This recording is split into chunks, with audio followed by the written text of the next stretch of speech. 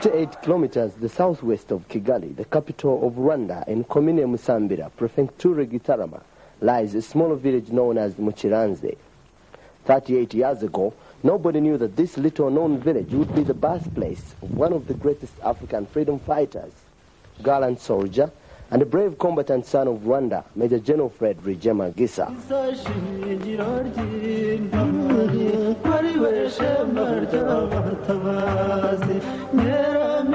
The little small boy Gisa was born of a Christian family in 1957 at the genesis of the much-publicized conflict augmented by the selfish colonialists who were starting to tear apart the united people who had peacefully lived together for centuries.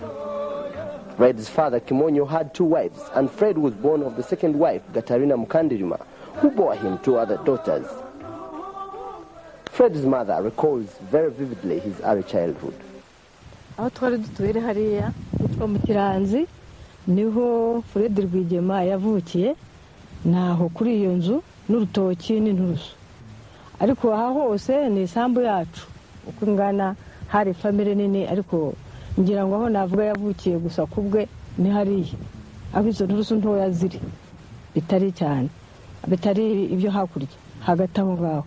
Duhunga afite imyaka 3, turahunga tujya mu bisambu turaramo, mfite inda y'uyu mukobwa, ariko undi yaracutse.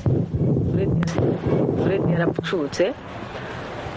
Mu gitondo turahunga, bashenye amazu duhunga, ubwo inka barazitwara, nta nka twahunganye. Turagenda tujya ahantu naberetseho misiyoni yo Kamonyi, ngira ngo mwahabonye. Mfite Fred ari umwana w'imyaka 3, mfite inda y'amezi 3, ariko nanjye ntabizi. Tugeze mu misiyoni Kimonyi baramufunga, kumufunga bamujyana ahantu ku Kibuye baramufunga. Natwe duhungira ahantu hitwa Ikigembe, bamara umwaka Kimonyi afunze. Azize mbese babyo bavuga politiki zuko bavuga ngo batutse mu gihugu ko bari bameze. Noneho ubwo afunguwe tukomeza gushaka kugira ngo tujye mu mahanga. N'abandi benshi ariko baragiye, ariko twe twasigaye ahantu nkaho bataratera, turasigara. Nyuma Kimonyi afunguwe, ubwo Fred yari umwana utabizi. Nyuma aje abantu baduteranyiriza amafaranga, dushaka imodoka iradupakira, turahunga tugeze ku mupaka wa Uganda. Twaje mu modoka y'i Kigali, tugeze ku mupaka wa Uganda tubona amabasi abarizo zidutwara zitujyana Shungereza mu buhunzi, ahantu impunzi zose zari ziri mu makampo bubaka ubuzu bwa burende. Mbese turahaba, baratugaburira iposho kugeza rero igihe baduhaye amasambu. Ubwo batuvana Shungereza maze kubyara byoye, atujyana ahantu Gahunge ariho hitwa mbese mu Zakabarurengera. Crossing borders, rivers, hills, and through thick forests, the next destination in Uganda was a place called Kahunge, 54 kilometers to the east of Fort Portal town in the present Chibale district. Here, a reception center was set up to receive and prepare for all the incoming Rwandese refugees. It was a very trying time for a pastoralist family, now without cattle, to start afresh from scratch. They were faced with 3 options. 1, to try and adjust themselves to land cultivation, which they had never tried before. 2, to stoop low, go and look after cows of some pastoralist Ugandans for pay, and option 3 was to get jobs as laborers anywhere available in the country. Well, I first got to know the late Major General Fred Rwigema in 1963 when we met in one of the refugee camps in Uganda where we were both living as refugees. That was at first time in Ankole, in a place called Nshungezi. Then we grew up together in that camp. Then we shifted and went to Toro in another camp in a place called Gahunje, near Kamwenje, district headquarters. And all those years we grew up together. We studied together in a primary school. We only separated when I went to senior secondary school in Intare in Mbarara.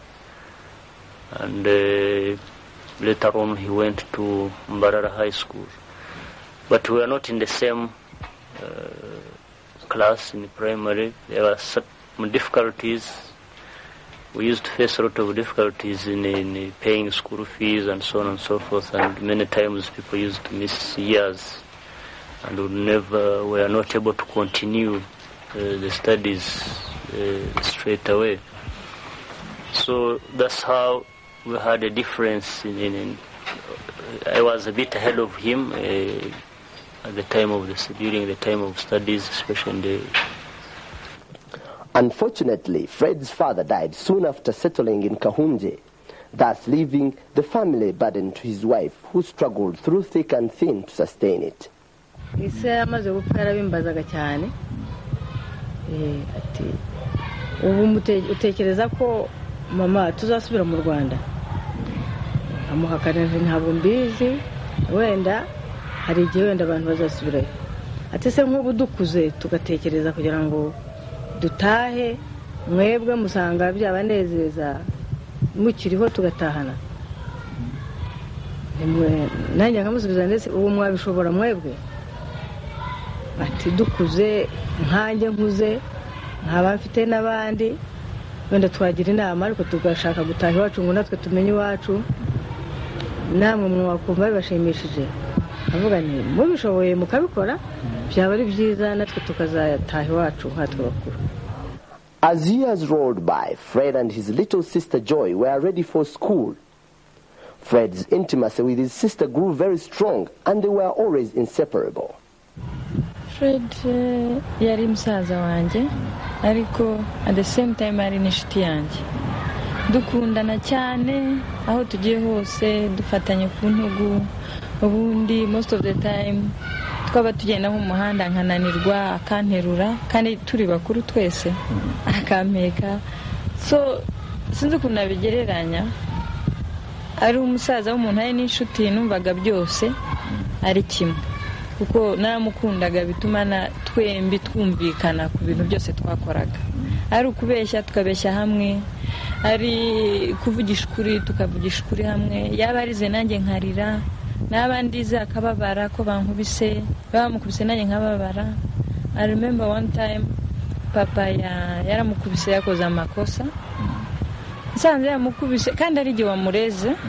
Yes, hari ibyo yari yakoze ndamurega, mureze papa aramukubita aramuhana nk'abandi bana, ariko yararize ari igihe umureze ndatangira nanjye ndarira. So my father aravuga okay, umuregeye iki sasa ko umukubise kandi ukarira. So nicyo cyerekanaga ko turi inshuti cyane. The only primary school set up for the refugees, known as Mpanga Primary School, was located 7 kilometers from the refugee camps. The school still stands as a testimony but has been upgraded. It was here that Fred did his primary education from 1965 up to 1972, at the end of which he performed very well and was offered a place at one of the best secondary schools in Uganda, Mbarara High School, in 1973.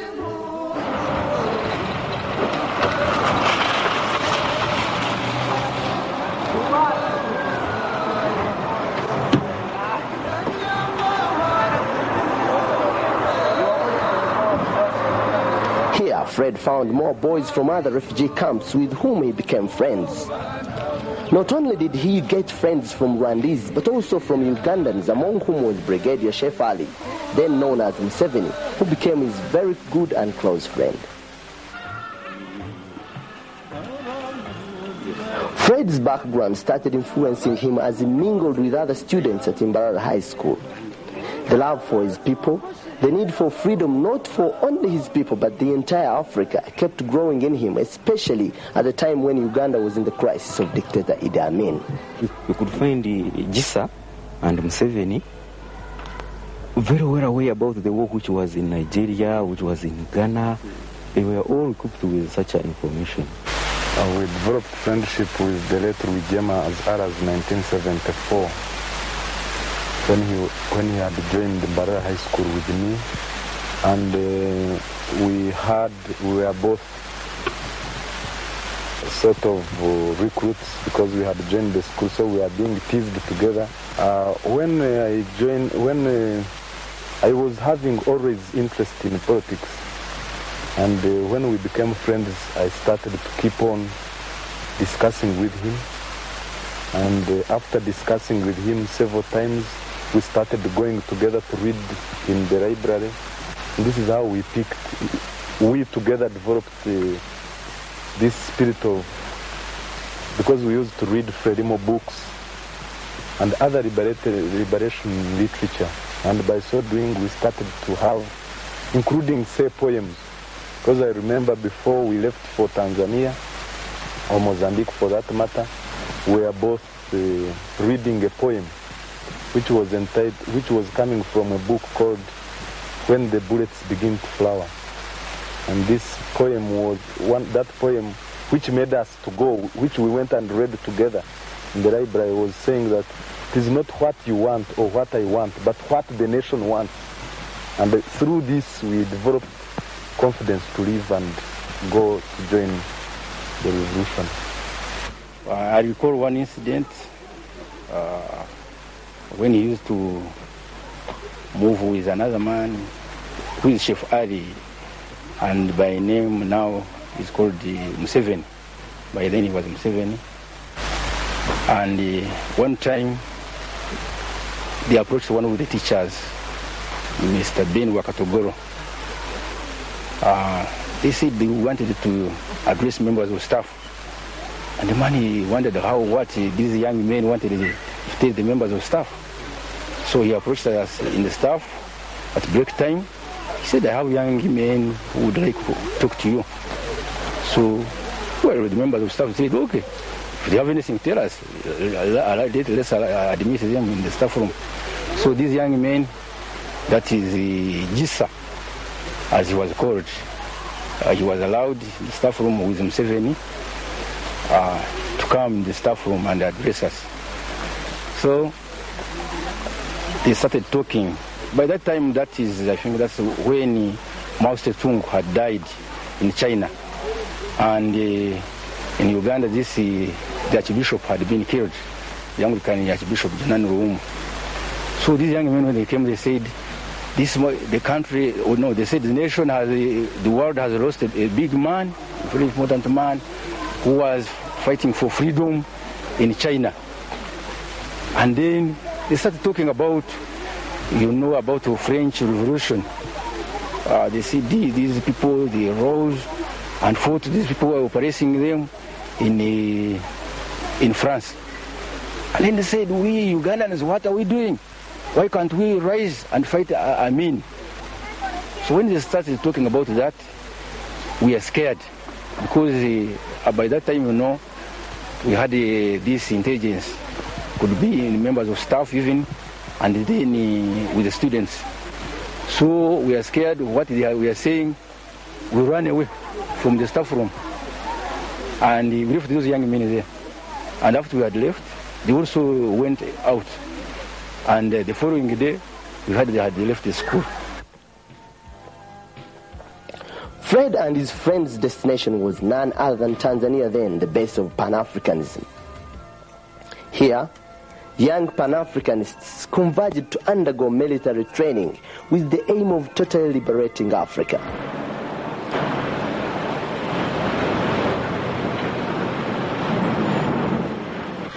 For a complete year, 18-year-old Fred and his colleagues lived in this famous house located in the heart of Dar es Salaam, known as Kinondoni House. We met in Tanzania. I think I was 16 and he was, maybe 18. We were united by the fact that we were the youngest two people in the group. So, and from that time we just became just like brothers. For that period, the young recruits were never allowed beyond the compound of this house. It is in Dar es Salaam that Fred first met Museveni, then training to fight against colonialists for the independence of Mozambique. Rwigema, I think I first met him in 1976. We were recruiting young boys from Uganda to take them to Mozambique for training. The person who recruited Rwigema was Okafire. Okafire, I think, had been in Mbara working as a youth worker. And then I think there he got in touch with this group in Mbara High School. Dar es Salaam became Fred's second home as he trained and crossed over to Mozambique to join Frelimo fighters.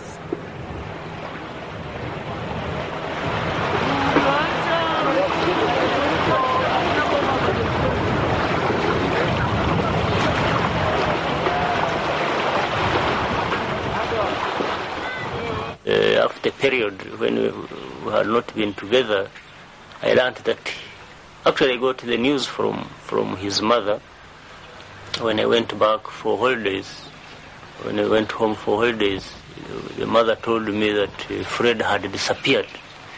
They did not know where he was. Actually, the story was they thought he had died, because when he was going, he never told them. He never told me, because we were even not in touch at that time. So this was over a long period. Nobody knew where he was. Most of the time we stayed in Mozambique, in a place called Montequez, which is in Cabo Delgado province.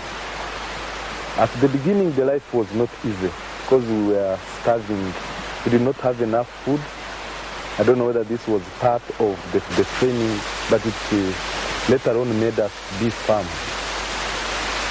So the life there was good because we were being trained, we had hope, we were being politicized and all this.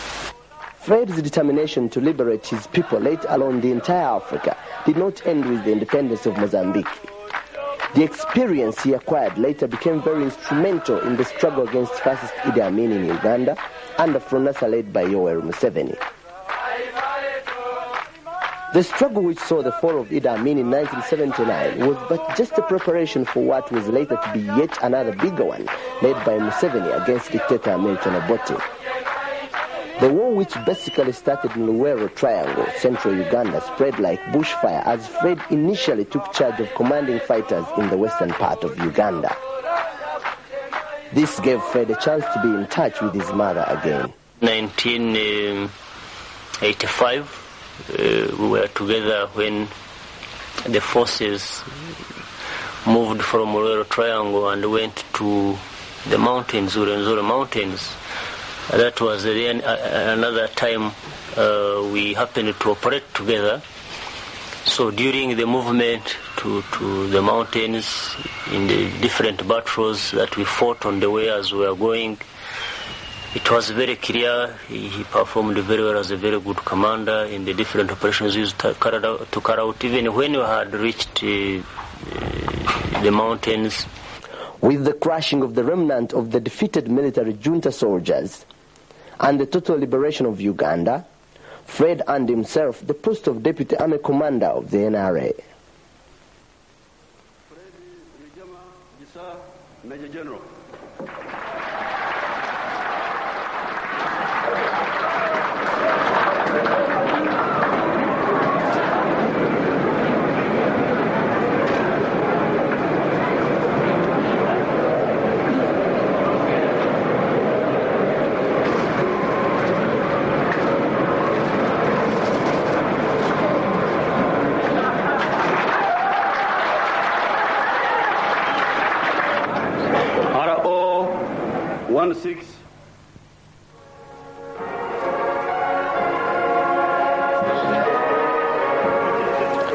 In that same period of time, Fred had to fulfill one of the most important obligations of life.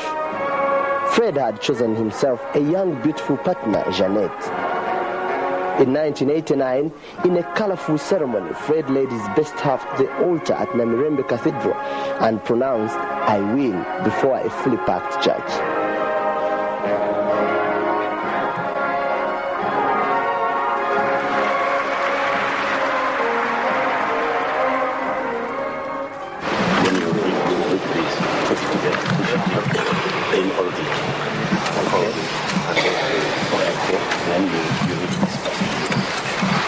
I give you this ring as a sign of our marriage with my body. I honor you.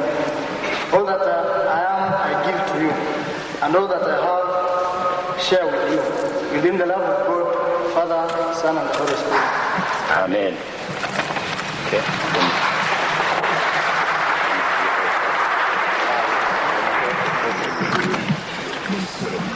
The same thing. Janet, you better turn.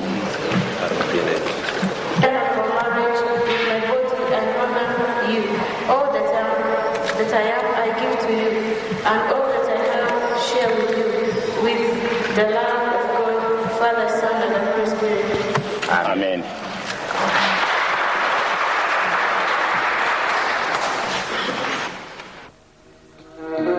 The church ceremonies were followed by a grand, colorful reception which was held at the State House in Entebbe and was honored with the presence of His Excellency President Yoweri Museveni.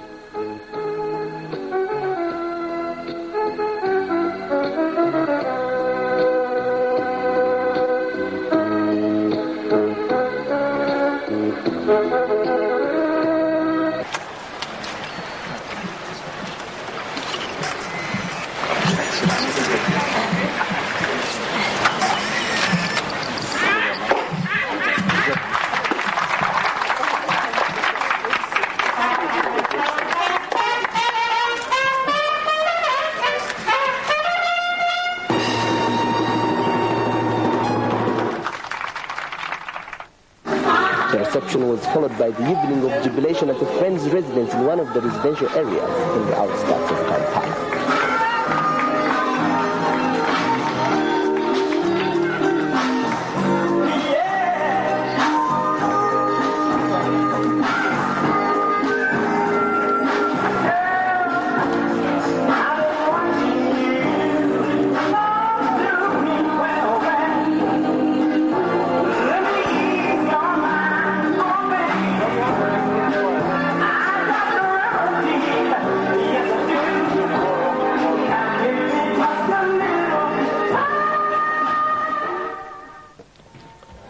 Fred, now a family man, lived with his wife Janet in Kansanga, another residential area in Kampala.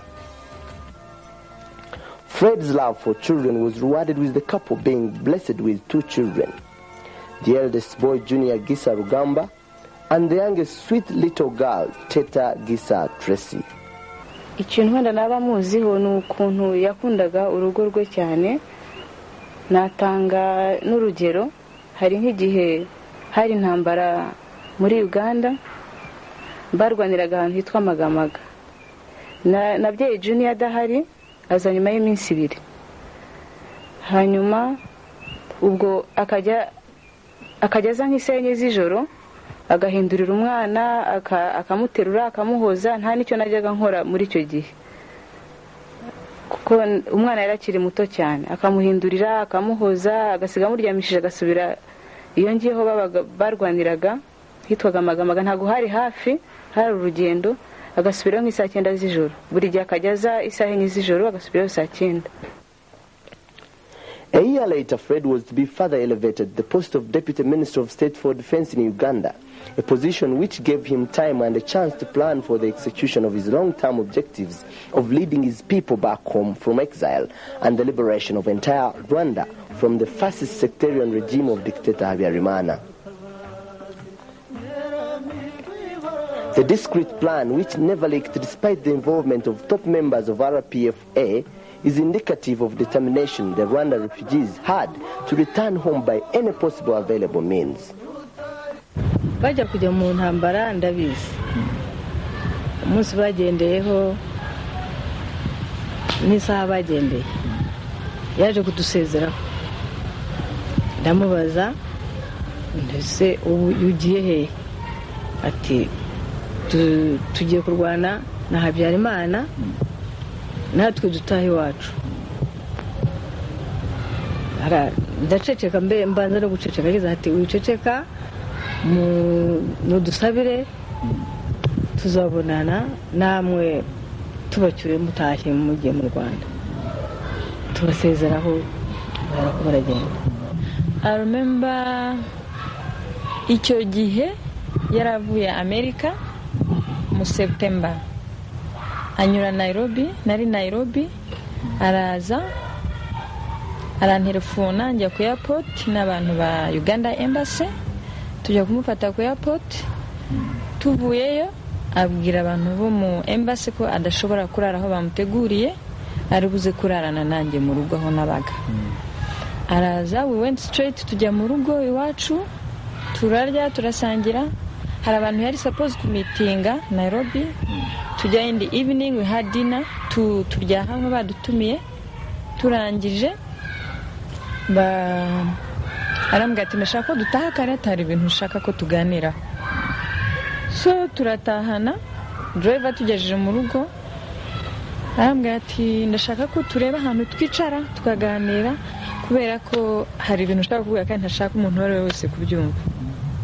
Ndavuga ntacyo. Byari nko mu masaa 5 y'ijoro.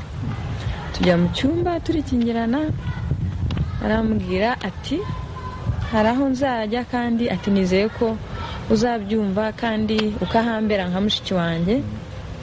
Ati ndabizi kuri very hard working woman, ati ibizaba byose uzabifesinge nkuko bibonye. Ati hari umugore wanjye se n'abana 2, hari mama wanjye nkunda na mushiki wanjye muto yansize. Ati ikizabaho cyose ati uzitegure kucyumva.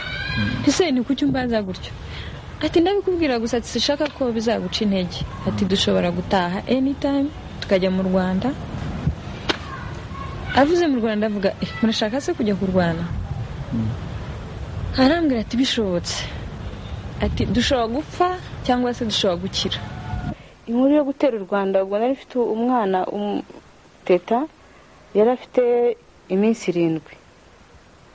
Hanyuma ariko ubwo narabibonaga ko amaherezo bazagenda, ariko sinari nzi ngo bazagenda ubuhe munsi. Nabwo yarambwiye umunsi bazatereraho, ariko kubera ko numvaga mbyiteguye umutima, nabifashe nk'uko abimbwiye ko agiye. On September the 30th, 1990, Fred's plan hatched and his dream of leading his people back home came true. That constant urge not only within him, but also from a people who had looked at him as a Moses, overrode all antagonistic forces that could have probably compelled him to turn a deaf ear to that call. All was set and the plan was executed. The exodus was effected at night, and by the morning of the 1st October, Fred had done his duty of leading his people into the promised land. He told me about trying to make contact and to organize so that they could, in the end, struggle peacefully for their return. But he didn't tell me about invading Rwanda. He never told me about this, and I was not happy with this. What were your reaction when he told you about his intentions to have back his people, not the invasion? That was all right. I had no problem with that one. If they had done it politically, if they had... in fact, that's what I advised him. I said, you organize politically. You go to the UN, you go to OAU. First, make your case known so that it's not... Because one of their mistakes was that they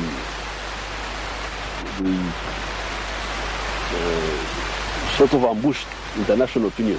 International opinion was not prepared for their struggle. Then they just straight away transferred it to a military stage. The military stage should always be a last stage in fighting. So that first people know your different standpoints. Now these boys did not exhaust that. That was one of their mistakes. They just misused our base here go and start a war without proper preparation. So we're not happy with that. That way. You remember we denounced them, but we didn't follow it up. We were not vindictive with them, because on the one hand we understood their frustration, but we also did not like their indiscipline, because this was indiscipline. You see, it was indiscipline to use our territory and use our army to start such a big operation. It was very irresponsible for them. The crossing point was the small border town of Kajitumba.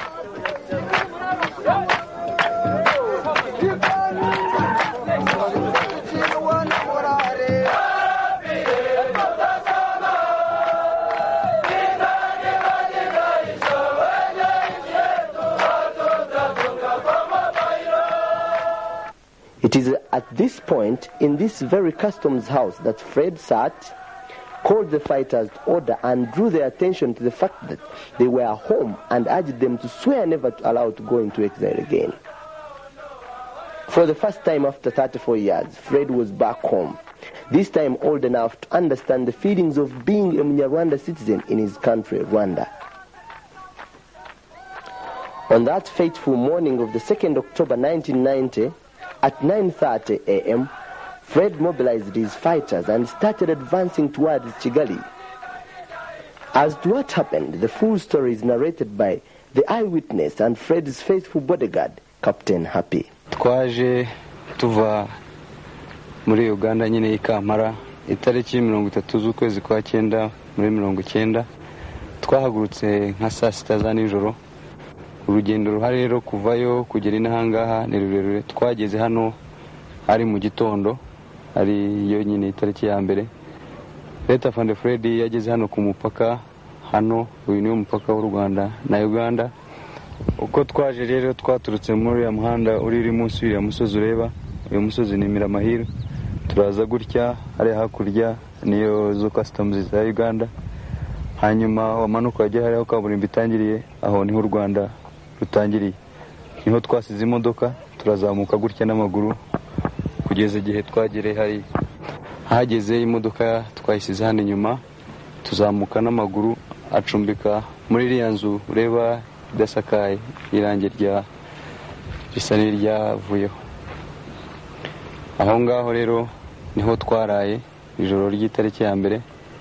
Hanyuma itariki ya kabiri nibwo twahavuye tujya nyine guhura n'abari baduteye, kuko bari bamenye ko twahageze mu Rwanda. Ubundi bari batarafuminga za battalion neza, ariko kubera yuko abasirikare b'u Rwanda bari baje nyine nabo baje kureba icyabaye ku mupaka, bahise Leta Fund Fred yohereza force imwe na Leta Damu ica inzira yo hasi y'igitaka, ica Nyabwishongwizi muri uruhande rw'iburyo. Hanyuma Leta Bunyenyezi nawe akomeza mu ruhande rw'ibumoso n'abandi basirikare, natwe dukomeza ya kaburimbo na Leta Fund Fred tugana Nyabwishongwizi.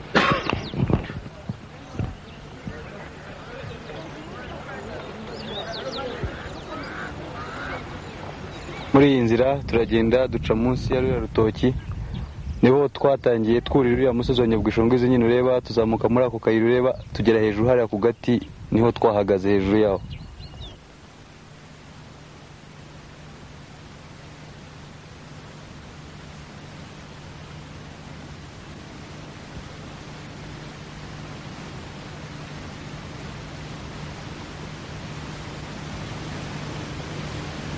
Aka gasozi turiho niko Nyabwishongwizi. Hanyuma hariya hepfo wareba n'Akagera, niko kagabanya u Rwanda na Tanzania. Niho abasirikare ba Leta Bunyenyezi bari abareta demo aho bari bungubu ni nyuma y'umusozi ntiwababona. Hanyuma adui yaturutse muri kaburimbo hariya ureba hageze nk'inka hakurya mu ikona rya kabiri. Adui niho yaturutse azana kajipe, ageze hano mu ikona rya kabiri, hano ureba hasi ageze nk'umugabo uri ku igare, niho yahagaritse akamodoka ke, natwe twari tumaze gutunguka inyuma hano ku musozi aho turi bugere hano inyuma gatoya.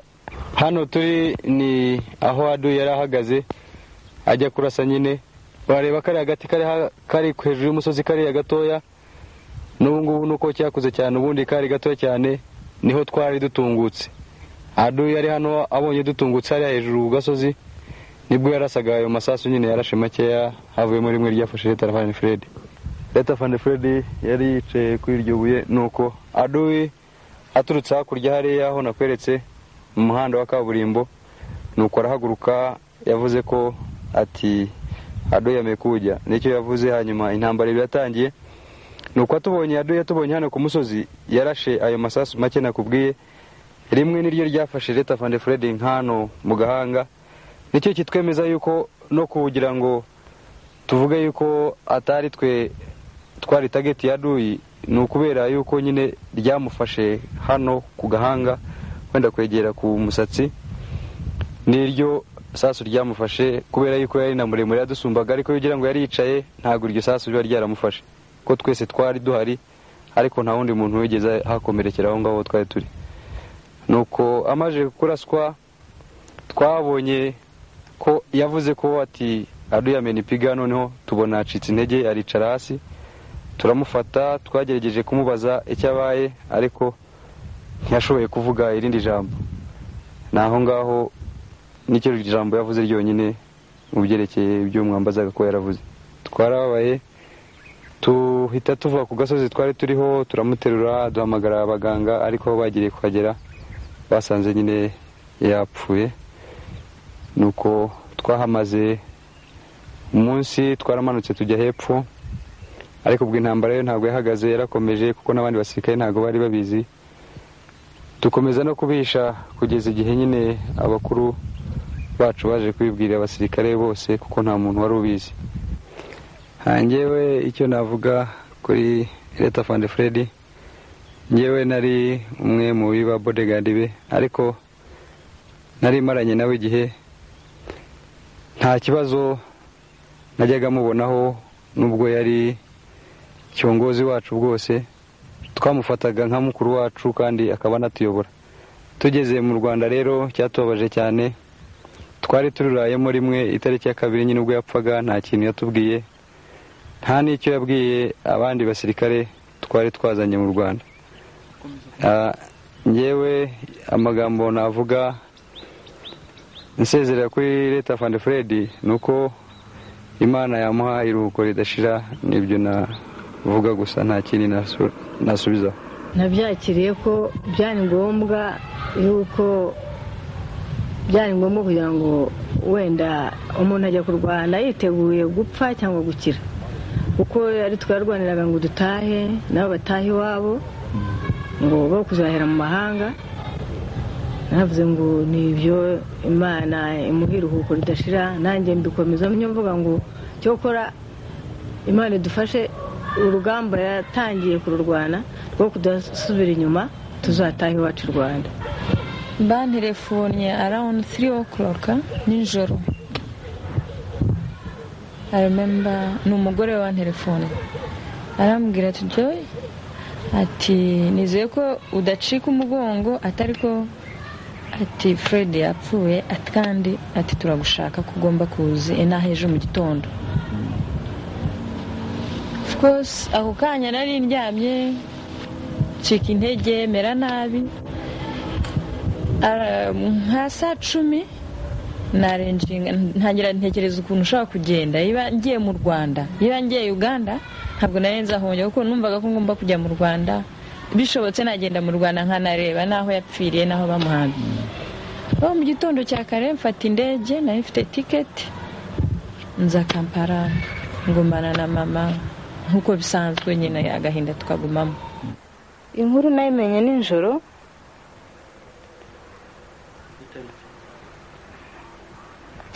nayimenye nijoro haje mama we na mushiki we witwa Jacqueline na Gregory na madamu we n'undi mugabo witwa Mutenda.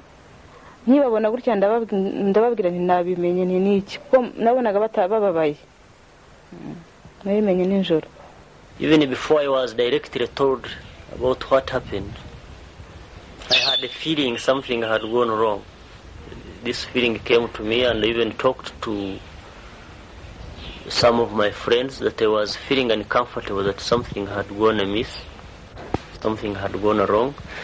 This was in my feelings, first of all. Secondly, it was in my judgment about what was going on the ground that I was receiving from the news about what was, I could detect there was something wrong. I had dreamt, I used it to dream. I didn't want to say I was feeling. I just said I had dreamt that even Fred had died. But this was just a feeling.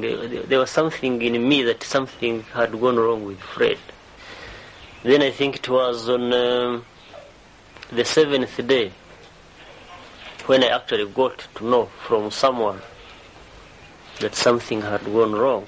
And this was after I had this feeling. I called somebody in Kampala and told him to go straight to Kajitumba and follow through wherever they are, to go and make sure he sees Fred himself, talk to him, and then this person should come back to me and tell me that he has seen Fred, not that he has heard from him through some other person or something.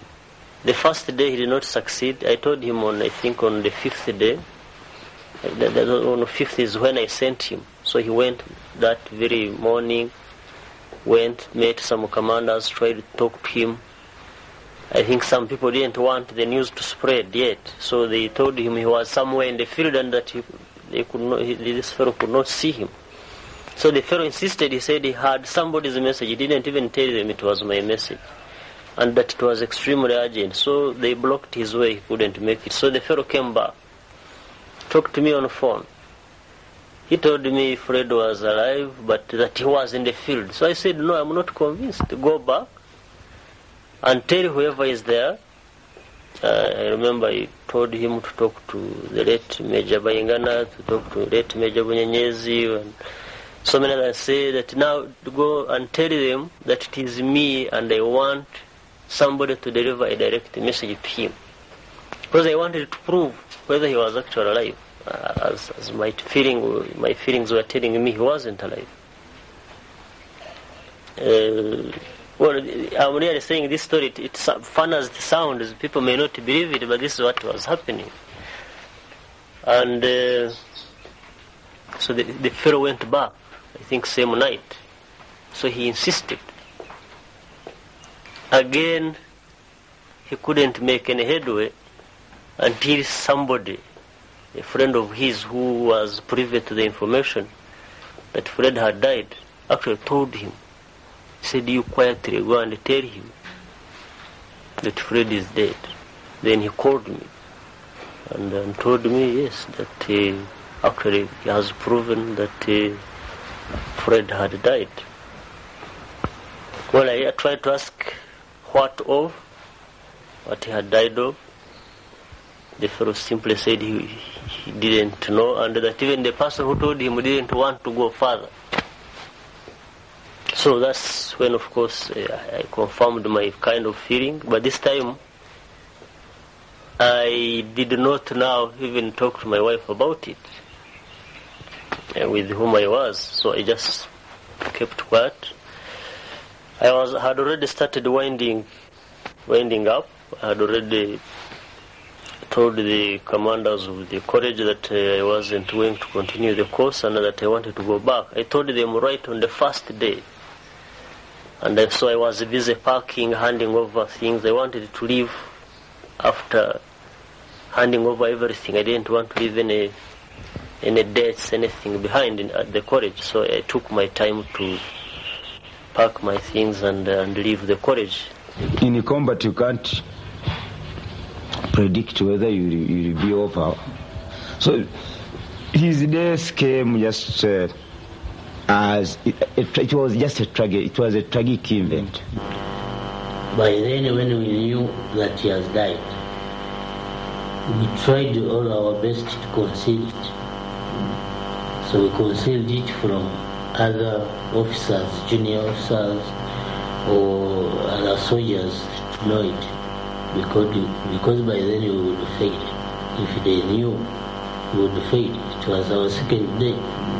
Some of us were not even were not known like he was. So when I got the news of his death, then I knew the Rwandan people had lost a very dear leader, someone who could unite and keep the society disciplined. I even believe it now, but that is how I got it. It was a shock, first of all. Secondly, I knew the people had lost a person who could unite people more and who was a strict disciplinarian. No, our training expects really does not matter. You know that he has died. He has died not stealing. He has died performing a mission. And the only thing that you wish is to see the end of that mission he has died for. So that's normal. That's very normal with us. It's if he dies, you get more angry. You feel that you should achieve what he died trying to achieve.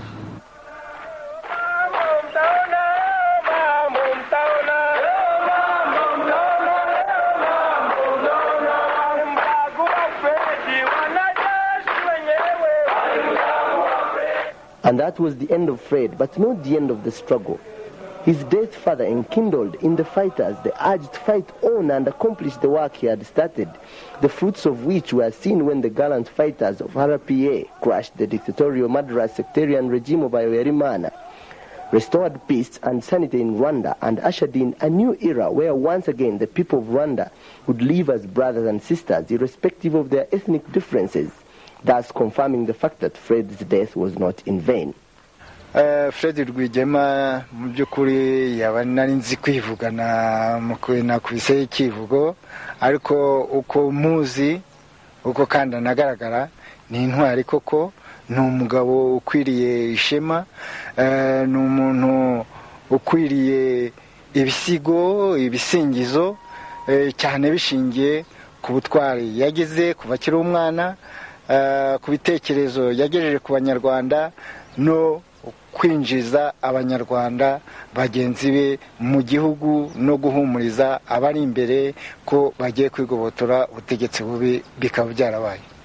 Fred Gisa Rwigema was a great man who had to live an ordinary life.